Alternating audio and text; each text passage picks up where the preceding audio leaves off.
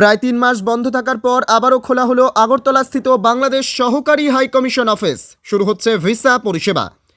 বাংলাদেশে হাসিনা সরকারের পতন এবং পরবর্তীতে বাংলাদেশের তত্ত্বাবধায়ক সরকারের প্রধান ডক্টর মোহাম্মদ ইউনূসের সময়ে হিন্দুদের ওপর নির্যাতনের মাত্রা বৃদ্ধিতে প্রতিবাদে গর্জে উঠেছিল সারা ভারতবর্ষের সঙ্গে ভারতের ছোট্ট পার্বত্য ত্রিপুরা রাজ্য। হিন্দু নির্যাতন বন্ধের দাবিতে একাধিক মিছিল সংগঠিত হয়েছিল ত্রিপুরায়। ৩রা ডিসেম্বর ২০২৪ সালে আগরতলা শহরে বাংলাদেশ সহকারী হাইকমিশনের সামনে বিক্ষোভ মাত্রা ছাড়িয়ে গিয়েছিল। পরবর্তীতে অনির্দিষ্টকালের জন্য আগরতলাস্থিত বাংলাদেশ সহকারী হাইকমিশন অফিস ভিসা প্রদান বন্ধ করে দিয়েছিল বাংলাদেশ সরকার। আগরতলাস্থিত বাংলাদেশ সহকারী হাইকমিশনের সকল আমলাদের ফিরিয়ে নিয়ে যাওয়া হয়েছিল বাংলাদেশে। অবশেষে প্রায় ৩ মাস বন্ধ থাকার পর আবারও খোলা হলো আগরতলাস্থিত বাংলাদেশ সহকারী হাইকমিশন অফিস। শুরু হচ্ছে ভিসা পরিষেবাও। আসার মূল কারণটা কি কারণে কেন এখানে এসেছেন? আমি এখানে ভিসা জমা দেওয়ার জন্য এসেছি। তো আমি বাংলাদেশ যাওয়ার খুবই ইচ্ছা। তো আমার ওখানে মামা একটারা থাকে, তো ওখানে যাবো আর কি। এতদিন তো বদ্ধ ছিল। হ্যাঁ, এতদিন কি মানে এসে ট্রাই করেছিলেন? তার আগেও একবার এসেছিলাম, তো ওখানে কিছু ঝামেলা হচ্ছিল, তার জন্য হয়নি। আচ্ছা, তো আপনি আজকে আবার এসেছি। ভিসাটা কি ভিসা? কি টুরিস্ট ভিসা বা মেডিকেল ভিসা? কি ভিসার জন্য আপনি অ্যাপ্লাই করেছিলেন? অ্যাকচুয়ালি ওখানে আমার রিলেটিভ থাকে, অনেকেই থাকে, তো তাদের সাথে মিট করার জন্য যাচ্ছি। কতদিনের ভিসা দিয়েছে দেবে? 1 বছরের জন্য apply এক করছি। বছর। আসলে ওই আমার মেয়েদের পেশা ছিল না, তো ওদের পেশা জমা দেওয়ার জন্য আসা। আমাদের ছিল, মেয়েদের ছিল না। হঠাৎ করে বন্ধ হয়ে যাওয়ার জন্য ওদের পেশা নাই, অনেক কষ্ট হয়ে গেছিলো আমাদের জন্য। তো আজকে খোলাতে আবার নতুন করে আসছে ওদের পেশা দেওয়ার জন্য। অনেকদিন তো বদ্ধ ছিল, অনেকদিন বন্ধ ছিল। আজকে পুনরায় খুলেছেন। মানে কি উপকার হবে বলে মনে করছেন? আবার পুনরায় কি উপকার হবে আপনার যারা বিশাল এটা তো অবশ্যই, যেহেতু ওখানে আমার বাপের বাড়ি আছে, ওদের সাথে যোগাযোগ করতে পারতেছি না, দেখতে পারতেছি না। এই যে ওদের ভিসা ছিল না, সেই জন্য এখন ওদের ভিসা লাগতে পারছে, আবার যেতে পারবো টেকনা বাপের বাড়িতে।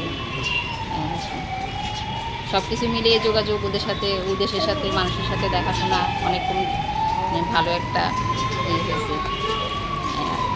Thank you. কেন এখানে আসা আপনাদের? আসছিলাম এখানে দাদা ভিসা লাগানোর জন্য। অনেকদিন বন্ধ আছিল, তো সেই জন্য আমরা আজকে কালকে নিয়ে যাবো চালু করছি আজকে, সেই জন্য আমরা আইছি। এখন চালু দেখছি, আমরা খুশি হয়েছি। ভিসা চালু হওয়ার কারণে আমরা খুশি। কথা কইছেন ভিতরে? জমা দিছেন? হ্যাঁ, জমা দিচ্ছি। কবে দিব কি কিচ্ছু কইছে? 8 তারিখে। এখন দেওয়াটা একদম শর্টকাট করে দিয়েছে, 3 দিনের মধ্যে দিয়ে দেয়। কোথায় যাবেন? আমি এখন যাবো হচ্ছে বাংলাদেশ। বাংলাদেশ কোন জায়গায়? ফেনী পশ্চিম। অসুবিধার তো সম্মুখীন হবে তুমি। তো পাবলিক সার্ভিস কিছু বন্ধ থাকলে সম্মুখীন তো হতেই হবে অসুবিধা। কি নিতে আইছেন এখানে? কেন আইছেন এখানে? ভিসা অ্যাপ্লাই করতে এসছি। কোথায় যাবেন?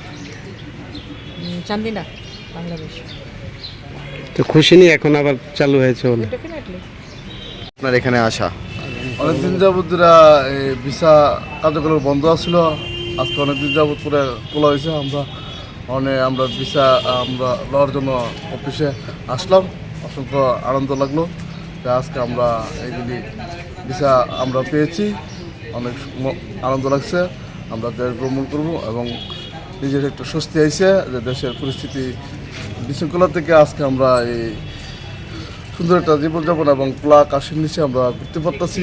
আমরা একটা অনেক মনের মধ্যে যে একটা এই দুঃসাহস এবং মনে যে খুঁত ছিল, এটা আমরা আজকে বুঝতে পারছি যে আজকে আমরা নিঃসন্দেহে যে আমরা আজকে স্বাধীনভাবে আমরা ঘুরতে পারতেছি।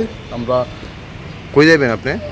আমরা বিভিন্ন দেশে না ইহানে যাইছেন, ইহান থেকে কই বাংলাদেশ কোন জায়গায় যাবেন?